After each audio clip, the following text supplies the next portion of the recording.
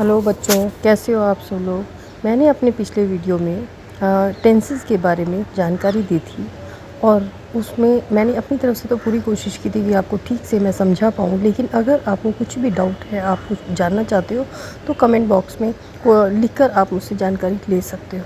आज मैं आपको टेंसेस के मतलब किस टेंस के सेंटेंसेस कैसे कैसे होते हैं, हम कैसे पहचान सकते हैं कि किस टेंस का सेंटेंस को हम कैसे बनाएंगे, वो मैं सारे टेंसेस के बारे में आपको बताना चाहूँगी। जैसे कि पहला है प्रेजेंट इंडेफिनिट। प्रेजेंट इंडेफिनिट की जो एग्जांपल्स होते हैं, जो उदाहरण होते हैं, वो होते हैं जैसे ये ज़रूरी नहीं है कि हम हर सेंटेंस में हेल्पिंग वर्ब का यूज़ करें। जैसे डू डज़ मैंने आपको कल बताया था, अपने पिछले वीडियो में बताया था। तो ये हर सेंटेंस में ज़रूरी नहीं है कि हम डू डज़ का यूज़ करें, क्योंकि ये डू डज़ का यूज़ जो है वो हम करते हैं अगर हमारा सेंटेंस नेगेटिव होता है या इंटरोगेटिव होता है। अगर हमारा सेंटेंस सिंपल है, अब आप जानना चाहोगे कि सिंपल सेंटेंस क्या होता है। सिंपल सेंटेंस वो होता है जो नेगेटिव या इंटरोगेटिव नहीं होता है, ठीक है। तो उसमें हमको डू डज़ लगाने की ज़रूरत नहीं होती है। उसमें हम सिर्फ, अगर हमारा सेंटेंस प्रेजेंट इंडेफिनिट है तो हम सिर्फ उसमें वर्ब के साथ में ऐसे ईएस लगा देते हैं, हमारा सेंटेंस कंप्लीट हो जाता है। कई बार क्या होता है कि दो शब्दों के साथ ही हमारा सेंटेंस कंप्लीट, जैसे कि the dog barks, my mother कुक्स, the horse runs, my father reads the newspaper, my brother drives the car. इस तरह से हम वर्ब में ऐसे ईएस लगा देते हैं। अब मान लीजिए कि क्या कहते हैं, हमारा सेंटेंस नेगेटिव है। तो नेगेटिव में अगर हम जिसकी बात कर रहे हैं, जो सब्जेक्ट है वो अगर एक है तो हम उसके साथ में डज़ का यूज़ करते हैं, और अगर हमारा सब्जेक्ट बहुत सारे हैं, प्लूरल है, तो हम उसके साथ में डू का यूज़ करते हैं। उसके भी मैं आपको एग्जांपल बताना चाहूँगी। जैसे कि the principal takes round in the college campus, या द टीचर टीचेस, नहीं, the principal doesn't take round in the college campus, ठीक है। My father doesn't schooled me, my mother doesn't cook food for me, इस तरह से करके। या फिर my friend never takes interest in the studies, ठीक है।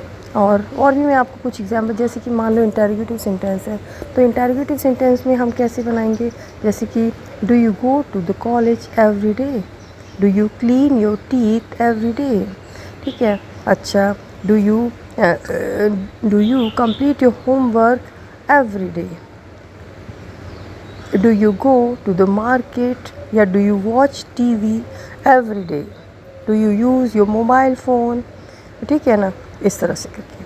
अब आता है हमारा प्रेजेंट कंटिन्यूस। प्रेजेंट कंटिन्यूस से समझ में ही ये आता है हमको, इसका अगर हम मीनिंग निकालते हैं तो हमको कंटिन्यूस से ये समझ में आता है कि कोई भी काम लगातार हो रहा है, इसी समय हो रहा है, चल रहा है, वो जो है प्रोसेसिंग चल रहा है, तो उसमें हम हेल्पिंग वर्ब लगाते हैं इज़ आर एम। अगर किसी एक के बारे में बात हो रही, जो हमारा सब्जेक्ट है वो एक है, तो हम उसमें इज़ का यूज़ करेंगे। जैसे कि the servant is cleaning the floor, the gardener is watering in the plants, the boy is playing in the playground, ठीक है। The horse is running in the field. अब ऐसे ही अगर आर की बात आती है, अगर जो भी हमारा सब्जेक्ट है वो बहुत सारे हैं, तब हम आर का यूज़ करेंगे। जैसे कि the boys are playing in the playground, ठीक है। The workers are working in the factory. ऐसे ही the people are fighting together, the children are fighting together, ठीक है, इस तरह से करके। अब आता है हमारा एम को हम हमेशा आई के साथ यूज़ करते हैं। एम को हम कभी किसी के, हालांकि आई सिंगुलर होता है लेकिन फिर भी एम को हम हमेशा आई के साथ यूज़ करते हैं। जैसे I am very busy now, I am doing my homework, ठीक है ना। I am stitching the clothes, I am cleaning my floor, I am watching TV, I am eating food, I am going to the market. इस तरह से करके हम क्या कहते हैं एम का यूज़ करते हैं। अब आता है हैज़ या हैव। अब आता है प्रेजेंट परफेक्ट। प्रेजेंट परफेक्ट में हम हेल्पिंग वर्ब का यूज़ करते हैं हैज़ या हैव।